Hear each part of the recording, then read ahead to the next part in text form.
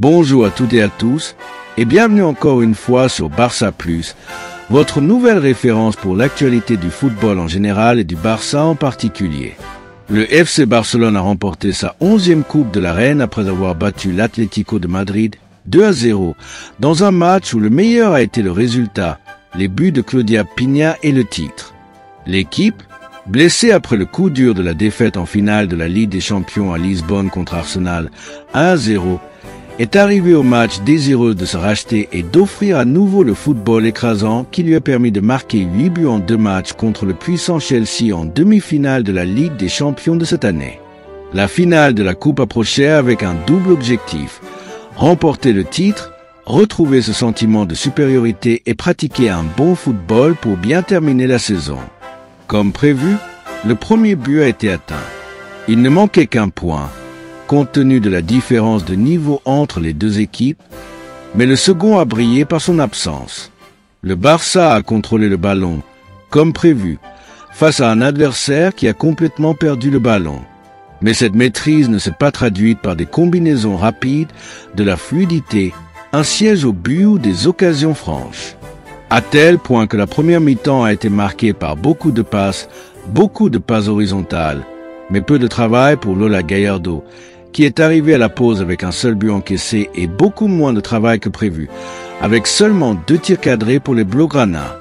L'un d'eux fut le but solitaire de Claudia Pina à la 24e minute, qui fut le seul moment marquant d'une première mi-temps très mouvementée au cours de laquelle le numéro 9 du Barça a réussi un tir puissant et précis depuis le bord de la surface pour briser la glace rouge et blanche.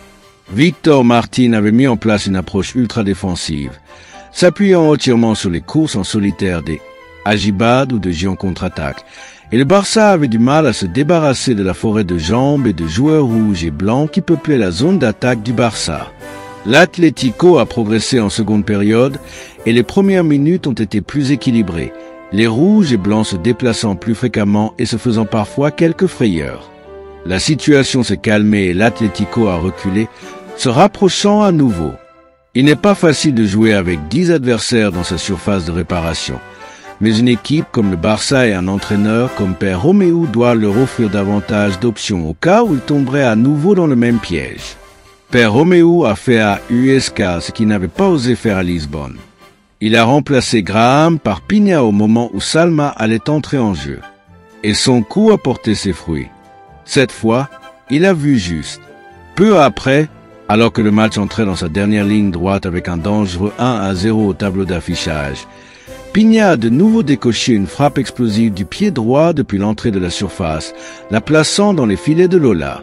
Ce but a mis fin aux espoirs des rouges et blancs de créer la surprise, au minimum d'aller jusqu'en prolongation. Le Barça comptait alors les minutes pour sceller le titre et enfin conclure une fin de saison désastreuse. Les dernières minutes ont été marquées par les adieux en larmes des Ingrid Angen, qui a fondu en larmes lorsqu'elle a été remplacée, conscient que son époque de succès en tant que joueuse du Barça touchait à sa fin. Et voilà, les amis, c'est la fin de cette vidéo. J'espère que vous l'avez apprécié. Comme toujours, n'hésitez pas à partager vos avis en commentaire. On lit tout et on adore échanger avec vous. Avant de partir, n'oubliez pas de liker, de vous abonner et d'activer la cloche pour ne rien manquer des prochaines vidéos. Restez bien avec nous. L'essentiel du football est ici que ça se passe sur Barça Plus.